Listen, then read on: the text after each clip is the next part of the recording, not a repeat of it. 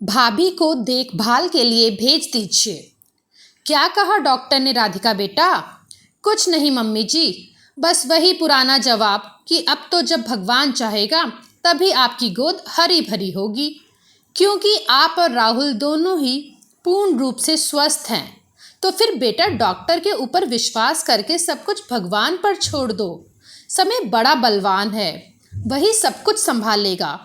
जी mummy जी, राधिका मायूसी भरे स्वर में बोल पड़ी। राहुल और राधिका की शादी को 12 वर्ष व्यतीत हो चुके थे, लेकिन अभी तक उसका जीवन बच्चों की किलकारियों से अछूता था। जब राहुल और राधिका की शादी हुई तो दोनों ने निर्णय लिया था कि उनके बच्चे का नाम निकुंज होगा, चाहे बेटा हो या बेटी। लेकिन उन लोगों का ख्वाब अभी भी पूरा नहीं हुआ था। राधिका की जितनी भी साथ की सखी सहेलियों की शादी हुई, सबकी गोद भर गई थी। यहाँ तक कि ननद जूही की भी शादी उसकी शादी के 2 साल बाद हुई और उसके आंगन में भी 2 प्यारे प्यारे बच्चों की किलकारी गूंजती। न जाने कितने डॉक्टर से संपर्क साध चुके थे राहुल और राधिका, लेकिन सब कोई यही कहता कि आप समय पर छोड़ दीजिए। लेकिन धीरे धीरे राधिका के मन में हताशा घर करने लगी थी।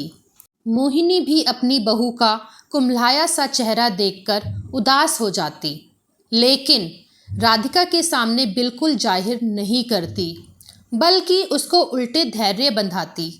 लेकिन कहीं ना कहीं मोहिनी के मन में भी लालसा थी अपने आंगन में एक फूल खिलने की। जब जूही मायके आती तो पूरा घर खुशियों से भर जाता। आज भी राधिका को किसी डॉक्टर के विषय में पता चला तो फिर से कुछ उम्मीद जगी, लेकिन उस डॉक्टर ने भी वही जवाब दे दिया। अचानक राधिका को जूही के फिर से गोद भरने की खबर सुनाई दी। राधिका बेटा, जूही फिर से माँ बनने वाली है। मोहिनी को ये खबर राधिका को सुनाते हुए बहुत दुख भी हो रहा था, और यदि छुपाती तो राधिका को और भी बुरा लगता। ये सुनकर राधिका के कलेजे में एक हूक सी उठी और मन बेतहाशा रोने के लिए व्याकुल होने लगा। समय पंख लगाकर उड़ने लगा। मम्मी, इस पर सासू माँ थोड़ा कमज़ोर हो गई हैं और 2 बच्चों की जिम्मेदारी पहले से ही है। मेरा प्रसव समय नज़दीक आ गया है। ऐसा करिए, आप भाभी को मेरी देखभाल के लिए भेज दीजिए। जूही राधिका को अपनी देखभाल के लिए बुलाना चाहती थी। ठीक है, लेकिन पहले राधिका से पूछ लूँगी तब बताऊँगी।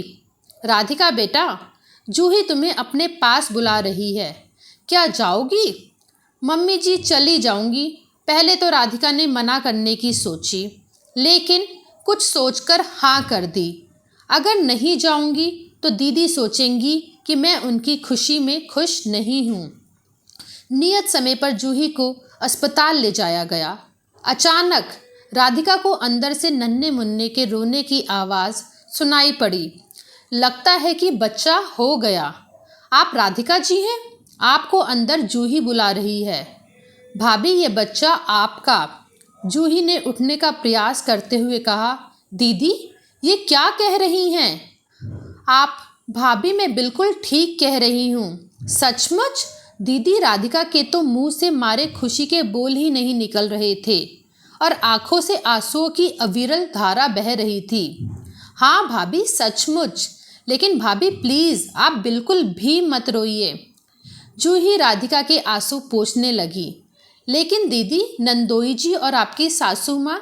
भाभी, इस बच्चे को करने का फैसला आपके नंदोई जी ने आपके लिए ही किया था, और आपको जानकर हैरानी होगी कि बाद में उन्होंने मम्मी जी को भी अपने फैसले से अवगत करा दिया था, और उन्होंने भी आपके नंदोई जी के निर्णय का दिल खोलकर स्वागत किया था। ये तुम लोगों ने बहुत अच्छा सोचा।